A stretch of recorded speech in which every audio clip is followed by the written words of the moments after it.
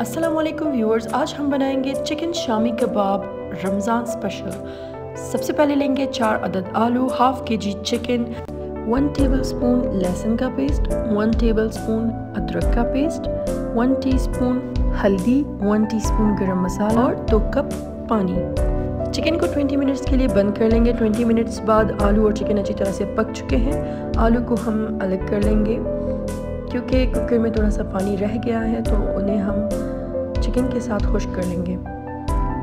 आलू को मैश कर देते हैं। आफ्टर दैट लीजिए पानी भी खुश्क हो चुका है, तो हम चिकन को निकाल लेते हैं। चिकन को हड्डियों से अलग कर लेंगे और चिकन को अच्छी तरह से मैश कर लेंगे ताकि इसका रेशा रेशा हो जाए। लीजिए चिकन रेशा रेशा हो चुका है। अब हम इन्हें आलू में मिक्स करेंगे। आलू को भी हमने अच्छी तरह से मैश कर लिया है, चिकन भी मैश हो चुका है। अब हम हरा धनिया और सब्ज़ मिर्चों को भी अच्छी तरह से पीस के आलू और चिकन में मिक्स कर लेंगे। अब ऐड करेंगे 1 teaspoon red chilli powder, 1 teaspoon Chinese नमक, 2 टीस्पून खुश्क धनिया, 2 टीस्पून नमक या सॉल्ट टू टेस्ट और 2 टीस्पून ज़ीरा।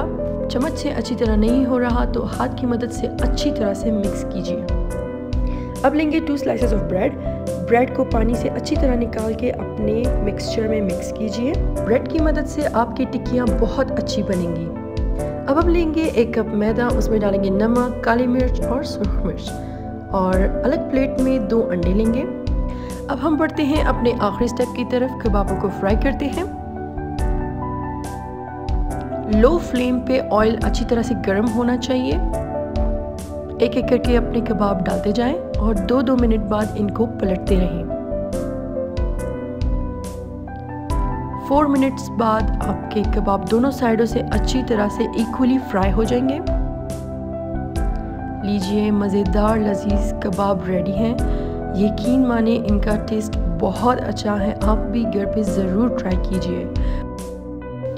अगर आपको मेरी वीडियो अच्छी लगी हो तो प्लीज़ लाइक एंड सब्सक्राइब। अल्लाह हाफिज़।